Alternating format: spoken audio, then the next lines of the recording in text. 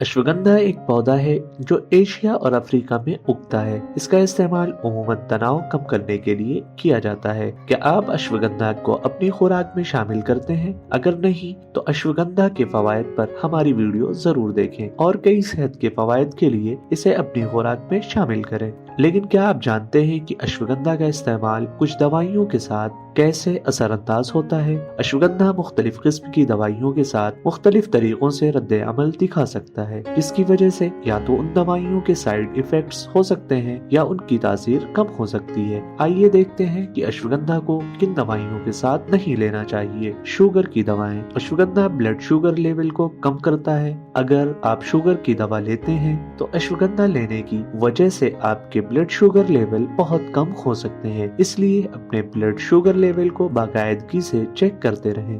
Blood pressure की दवाएं। Ashwagandha blood pressure को कम कर सकता है। इसे ब्लड प्रेशर की दवा के साथ लेने से आपका ब्लड प्रेशर बहुत कम हो सकता है, इसलिए अपने ब्लड प्रेशर को बाकायदगी से चेक करें। मुदाफाती निजाम को कम करने वाली दवाएं। Immunosuppressant. अश्वगंधा मुदाफाती निजाम को मजबूत कर सकता है। इसकी वजह से कुछ दवाएं जैसे कि लिवर ट्रांसप्लांट के बाद इस्तेमाल होने वाली दवाएं का असर कम हो सकता है, जिससे इन दवाइयों की तासीर में कमी आ सकती है। नींद आवर दवाएं। अश्वगंधा और नींद आवर दवाएं दोनों नींद और सांस लेने में मुश्किलात पैदा कर सकती हैं। इन दोनों को एक साथ लेने से सांस लेने में दुश्वारी और ज्यादा नींद आने की परेशानी हो सकती है। थायराइड हार्मोन्स की दवाएं।